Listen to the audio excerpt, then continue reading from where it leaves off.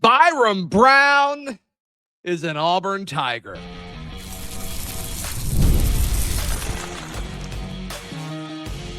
You are Locked On Auburn, your daily podcast on the Auburn Tigers. Part of the Locked On Podcast Network, your team every day. Yes, welcome on in to Locked On Auburn, your daily Auburn Tigers podcast. I'm your host, Zac Blackerby, and thank you so much for making Locked On Auburn your first listen every single day. What a day. What a day and what a podcast that we get to do together. Byrum Brown, one of the best players in the transfer portal. According to On3, the second best quarterback in the transfer portal, follows Alex Golesh to Auburn. From South Florida, had one of the most stat-effective and productive seasons in the history of college football. We'll talk about that in a second. Following Alex Golesh to Auburn.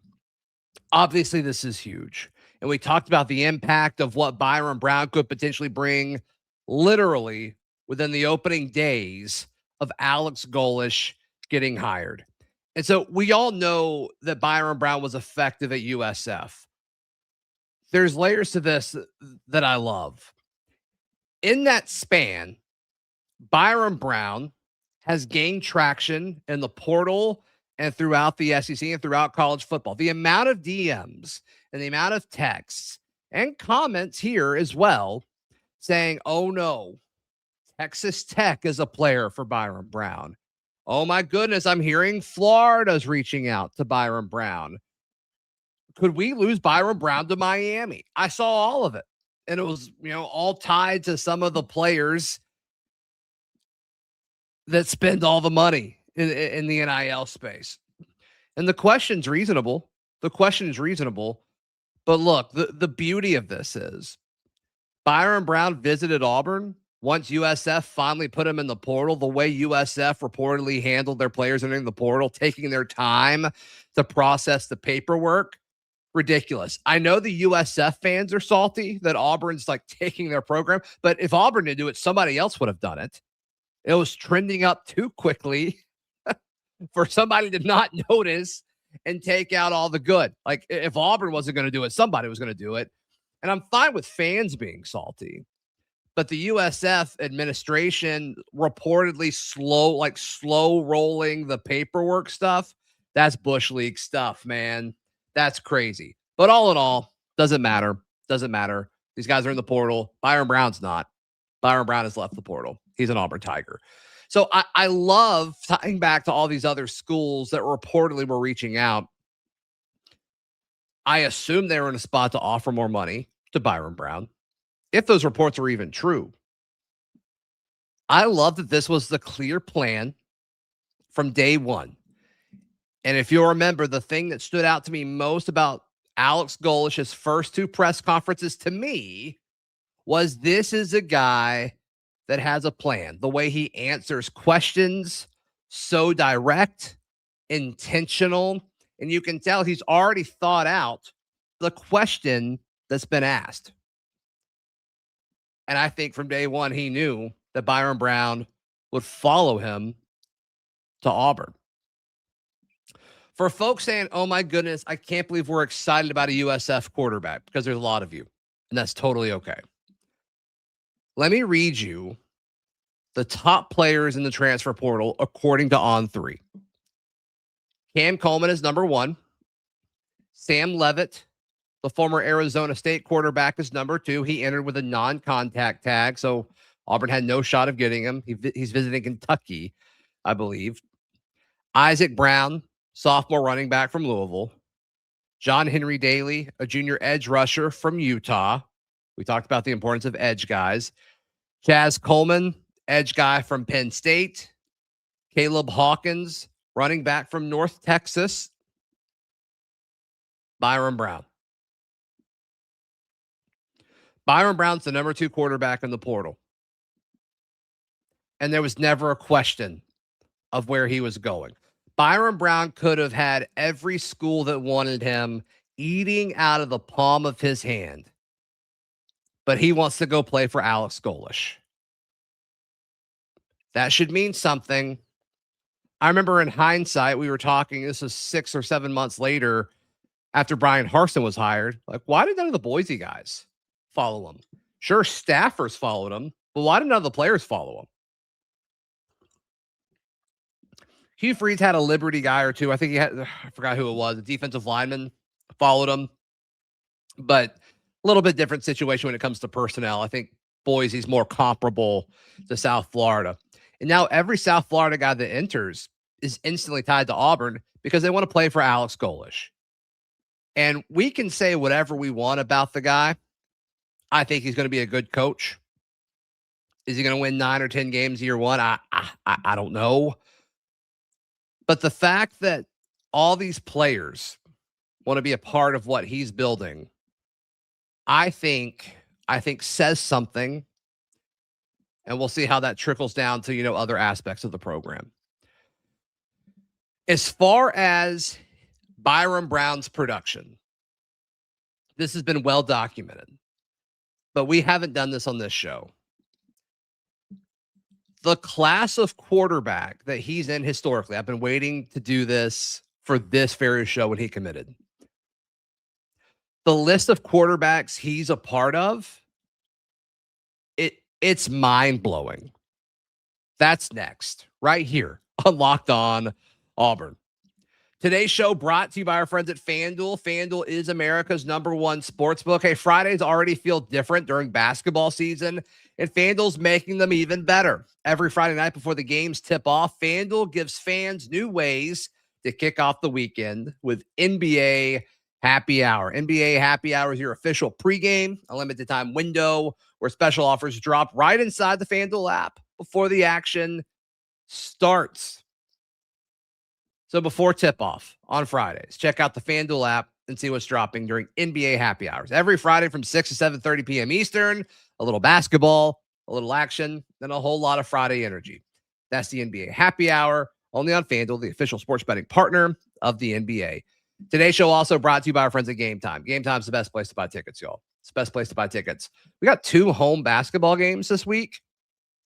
If you want to go, which say this, good or bad, probably the most cost-effective SEC tickets that Auburn has had in Neville in a minute. And so obviously there's nothing like college basketball season, especially in Neville. You want to be there. And Game Time is the best way, most cost-effective way to get into the arena where it's happening. Take the guesswork out of buying tickets with Game Time. Download the Game Time app, create an account, and use code LOCKEDONCollege for $20 off your first purchase. Again, that is code LOCKEDONCollege for $20 off. Download the Game Time app today. Thank you so much for making Locked On Auburn your first listen every single day. And look, hey, if you are an everydayer, if you haven't already, go check out the Everydayer Club. You get access to an ad-free audio feed, which is compatible with Apple, Spotify, and every other major podcast app. And you also get an invite to a members-only Discord. There's only like 1 or 2 Auburn folks taking me up on that. They just tag me and ask me questions whenever they want. So just check out the link in the episode description down below if you're watching on YouTube or if you're tuning in on audio. There you go. Please consider doing that. Byrum Brown's an elite group. We say this so casually that only 13 times has a quarterback thrown for 3,000 and rushed for 1,000 yards in a single season. And it's so quick to be like, well, yeah, he's playing in the AAC. Well, hold on. Let's talk about what this means. I'm going to read you the names and just see if it changes. Because spoiler, Byrum Brown's going to be the last name that I list. There's 12 names because one guy did it twice. Vince Young. Dan Lefevre, 07, Central Michigan. The other guy that we may not know is Chandler Harnish and Jordan Lynch, back-to-back years, 2011, 2012 at NIU.